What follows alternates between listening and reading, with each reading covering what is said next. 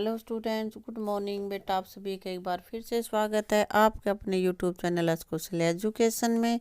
और बेटा आज हम पढ़ रहे हैं 5वीं क्लास की प्रवेश अध्ययन का 17वां लेसन संकट की घड़ी। बेटा कुछ पोर्शन इसका हमने पढ़ लिया है, आज पढ़ रहे हैं इसका आगे का पोर्शन। आगे पहुंची मदद। कुछ समय बाद सेना के जवान आए और मलबे में दबे लोगों को निकालने लगे। उन्होंने बारून को भी ढूंढ निकाला। उनका भाई नहीं मिल रहा था ना, अब वो भी मिल गया है बेटा।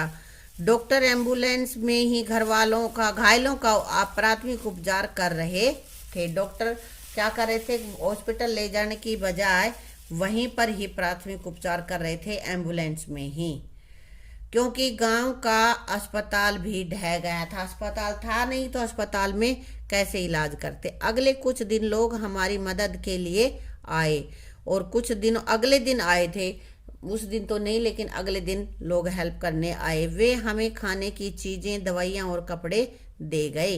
हमें कुछ दिनों तक सड़क के किनारे खुले में रहना पड़ा, क्योंकि मकान तो ढह गया था, जमा पूंजी थी कुछ थी नहीं, है ना। आसपास के सभी लोगों ने वहीं पर खाना बनाया और खाया।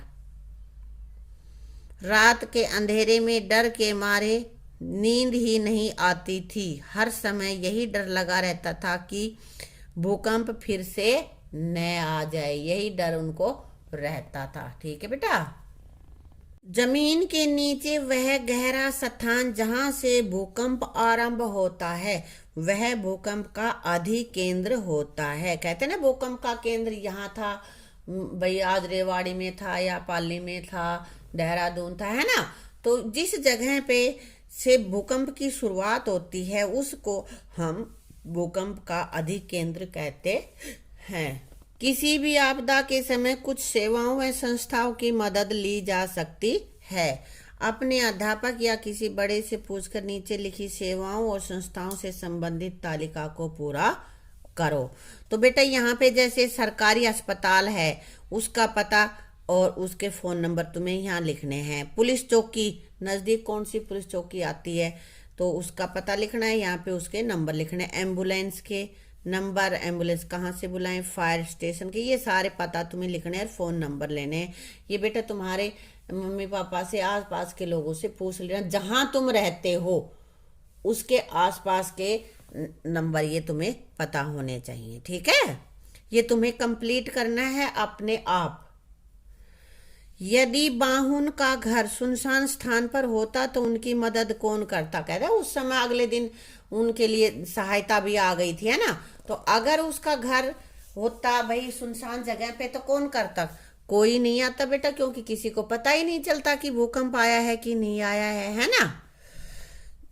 तुम किन किन मौकों पर लोगों को एक दूसरे की मदद करते हुए देखते हो। तुमने कब कब देखा है कि लोग एक दूसरे की मदद करते हैं। भाई किसी को जरूरत हो तब करते हैं, या कोई कभी भूकंप आ जाए, कोई एक्सीडेंट हो जाए या बाढ़ आ जाए आदि ऐसी जो प्राकृतिक आपदाएं होती हैं उसमें एक दूसरे की मदद करते हैं लोग अक्सर पास पास घर क्यों बनाते, दूर दूर क्यों नहीं बनाते, क्योंकि जब लोगों को जरूरत हो तो एक दूसरे के काम आ सके, है ना, ताकि सुख दुख में एक दूसरे की मदद कर सके। जब दूसरे को जरूरत हो तो किसी की हम मदद ले लें या किसी की मदद कर दें। इन कामों के लिए हम अपने घर पास पास ही लोग बनाते हैं। ठीक है। अब ये कह रहे हैं कि कुछ आपदाएं ऐसी होती हैं जो तत्काल प्रभाव से राहत कार्यों की आवश्यकता नहीं होती। कुछ ऐसी आपदाएं होती हैं कि उनको तुरंत सहायता की आवश्यकता नहीं, लंबे समय के बाद उन पे जरूरत पड़ती है, जैसे भूखमरी, सूखा। तो लोगों के पास पहले से जो भोजन है वो पहले अपना खा लेंगे और फिर ऐसे नौबत आएगी कि भाई कोई उनकी हेल्प करे।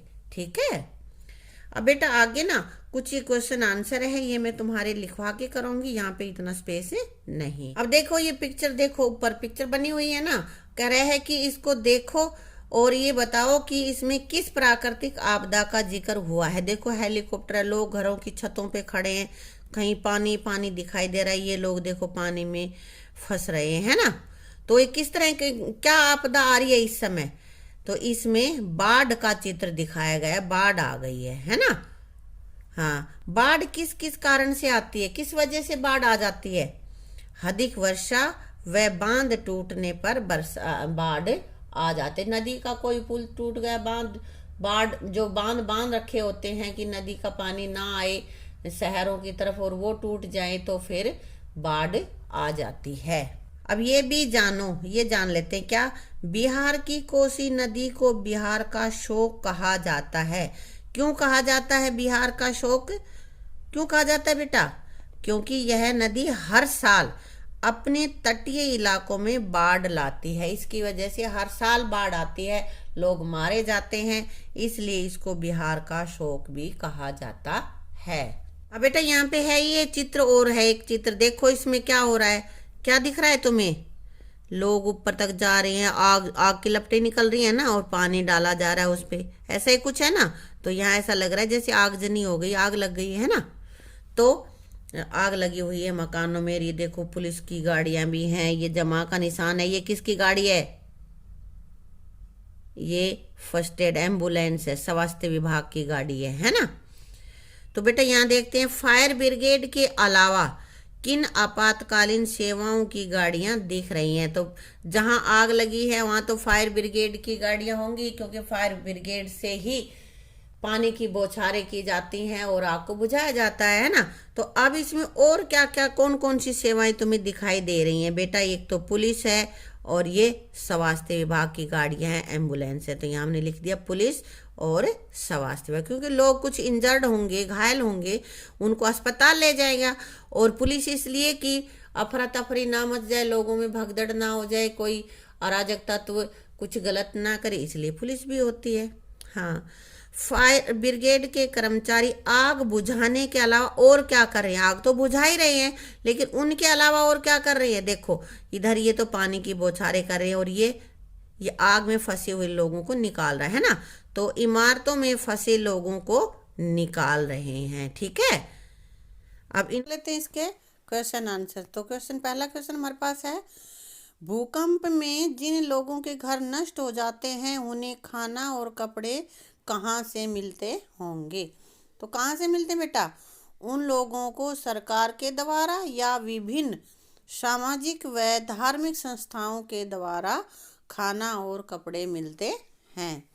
अगला क्वेश्चन हमारे पास है, ऐसे में जिन लोगों के घर सुरक्षित रह जाते हैं उनकी क्या जिम्मेदारी बनती है? बेटा कुछ तो ऐसे हैं जिनके मकान ढह जाते हैं, उनका सामान बेकार हो जाता है, लेकिन कुछ ऐसे भी हैं जो बच जाते हैं, तो उनकी क्या जिम्मेदारी बनती है? उनकी जिम्मेदारी बनती है कि वे उन लोगों की सहायता करें जिनके घर नष्ट हो गए हैं, ठीक है। अगला क्वेश्चन हमारे पास है, अपने बड़ों से पता करो कि क्या उन्हें कभी भूखमरी या सूखे जैसी आपदाओं का सामना किया था। तो बेटा इसका तो ये तुम्हें पूछ के ही लिखना है। मैंने यहाँ पे वैसे लिख दिया जनरली कि पहले के समय में भूखमरी और सूखे जैसी आपदाओं का सामना बहुत अधिक करना पड़ता था, बहुत अधिक बार अकाल पड़ जाते थे, लोग भूखों मरते थे, उनको भूखा रहना पड़ता था। अगला क्वेश्चन बेटा हमारे पास है, ऐसे में प्राय किन चीज़ों की कमी हो जाती? जब भूखमरी पैदा होती है, अकाल पड़ता है, तो किन चीज़ों की कमी हो जाती है? तो ऐसे समय में खाने पीने की चीज़ों और पेयजल की कमी हो जाती है। अगला क्वेश्चन बेटा हमारे पास है, ऐसी स्थिति में उपलब्ध साधनों को किस तरह इस्तेमाल करें कि वह ज़्यादा से ज़्यादा दिन चल सके? ऐसी स्थिति में साधनों की उचित योजना बनाकर प्रयोग करना चाहिए साधनों का, ताकि वह ज़्यादा दिन तक चल सके। अगला क्वेश्चन हमारे पास है, क्या ऐसी आपदाओं से निपटने के लिए पूर्व योजनाएं की जा सकती हैं? बिल्कुल की जा सकती हैं। हमें नहरों का जाल बिछाकर सूखों से निपटा जा सकता है, और खाद्यान्न के भंडारण करके, यानी कि खाने पीने की वस्तुओं का इकट्ठा करके हम उनका भंडारण करें, तो उससे हम भूखमरी से निपट सकते हैं। अगला क्वेश्चन बेटा, राजस्थान के घरों में भूमिगत टांका क्यों बनाया जाता है? कोई दो कारण लिखो। एक कारण हमारे पास है, टांका गर्मी के मौसम में घर को ठंडा रखता है। दूसरा, टांके के जल का उपयोग घरेलू कामों में किया जाता है। दो काम हो जाते हैं, एक तो वो पानी कम मिलता है ना राजस्थान में, तो बरसात का पानी जब टांके में इकट्ठा हो जाता है तो उसको यूज कर सकते हैं। दूसरा, घर ठंडा रहता है। अगला क्वेश्चन हमारे पास है, जिन क्षेत्रों में भूकंप बहुत आते हैं वहाँ लकड़ी के घर क्यों बनाए जाते हैं? क्यों बनाए जाते हैं? घर के गिर जाने की वजह से रहने वालों को कम चोट लगती है। अगर भाई पत्थर का सीमेंट का बना हुआ होगा तो उस पर ज़्यादा चोटें आएंगी, है ना। दूसरा, घर टूट जाने पर आर्थिक हानि भी कम होती है। और तीसरा नंबर ये है कि लकड़ी के घर के जो मलबा बनेगा टूटने के बाद उसको प्रयोग करके दोबारा से घर बनाया जा सकता है। ठीक है। क्वेश्चन है बेटा, बाढ़ से क्या नुकसान हो सकते हैं? बाढ़ का पानी घरों में घुसने से खाने पीने की चीजें और घर का सामान नष्ट हो जाता है।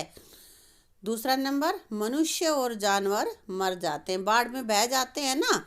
हाँ। और तीसरा नंबर, बीमारियां फैलती हैं, पानी भर जाता है, कीड़े मकोड़े पैदा हो जाते हैं, मच्छर वगैरह, और वहाँ पे बीमारियां फैल जाती हैं। अगला क्वेश्चन हमारे पास है बेटा, अपने अध्यापक या किसी बड़े से पूछकर बाढ़ की रोकथाम के उपाय जानो और कक्षा में चर्चा करो। तो क्या क्या उपाय हम कर सकते हैं बेटा? पहला, नदियों पर बांध बनाने चाहिए। दूसरा, नदियों के तटबंध की मरम्मत की जानी चाहिए ताकि उनके तट टूटे नहीं और बाढ़ न आए। अगला, बाढ़ की चेतावनी देने वाले सिस्टम को मजबूत बनाना चाहिए। अगला क्वेश्चन है, आग लगने की स्थिति में सबसे पहले किसको सूचित किया जाना चाहिए? फायर ब्रिगेड को। अगला क्वेश्चन, घरों और इमारतों में आग लगने से कोई दो कारण बताओ कि कैसे आग लग जाती है।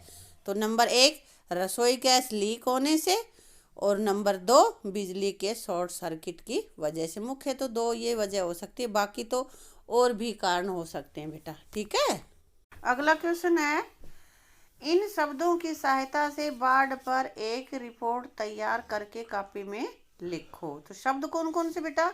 बाढ़, नदी का पानी, घायल लोग, खाने के पैकेट, राहत कार्य, कैंपों में रहना, लोगों के शव, जानवरों के बहते शव, डूबे घर, आकाश से निरीक्षण, दुखी लोग, गंदे पानी से बीमारियां, सामूहिक भोजन और फंसे लोग। इन शब्दों को यूज करना है और हमें एक ही रिपोर्ट तैयार करनी है।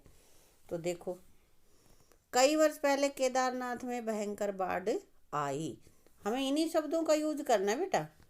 हर तरफ पानी ही पानी था, लोगों के घर डूब गए थे, चारों तरफ लोगों और जानवरों के बहते हुए शव और घायल लोग नजर आ रहे थे। पानी में बह गए थे, कुछ मर गए, कुछ घायल हो गए, है ना। सरकार की ओर से हवाई जहाज से निरीक्षण किया जा रहा था। वे दुखी लोगों तक भोजन, दवाइयाँ, कपड़े आदि बांट रहे थे। कई संस्थाओं द्वारा भी बाढ़ में फंसे हुए लोगों की सहायता की जा रही थी। उस विनाश को भुला पाना असंभव है।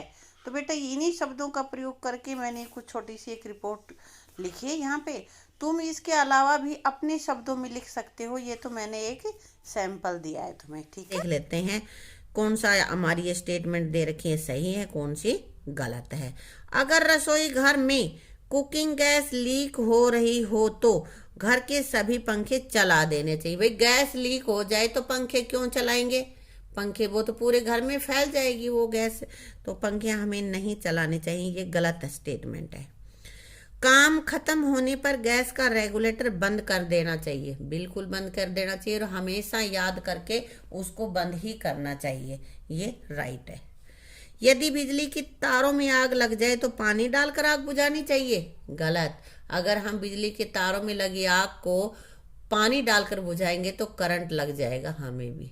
ठीक है, तो ये गलत स्टेटमेंट है। गैस लीक होने की स्थिति में दरवाजे और खिड़कियां खोल देने चाहिए, हाँ, ताकि बाहर निकल जाए गैस। यदि बिजली के मीटर में आग लगती हो तो उस पर रेत डालनी चाहिए, बिल्कुल ठीक है। और तो उस आग को हम बुझा नहीं सकते, अगर पानी डालेंगे तो करंट बन जाएगा, तो हमें उस पर मिट्टी ही डालनी चाहिए, रेत डालनी चाहिए। ये सही स्टेटमेंट है, ठीक है। तो बेटा इस लेसन में हमने पढ़ा कि भूकंप आने पर या भाई बाढ़ आने पर और आगजनी हो जाती है, उस दौरान हमें क्या क्या सावधानियां बरतनी चाहिए, कैसे हम उस समय रिएक्ट हम कर सकते हैं, ये हमने इसमें जाना। कैसे हम उससे अपना बचाव कर सकते हैं, इस लेसन में हमने जाना है। तो इसको अच्छे से अपनी नोटबुक में लिख लेना और उसको लर्न कर लेना, ठीक है बेटा। ये लेसन अपना यहीं पे कंप्लीट हो जाता है। Thank you.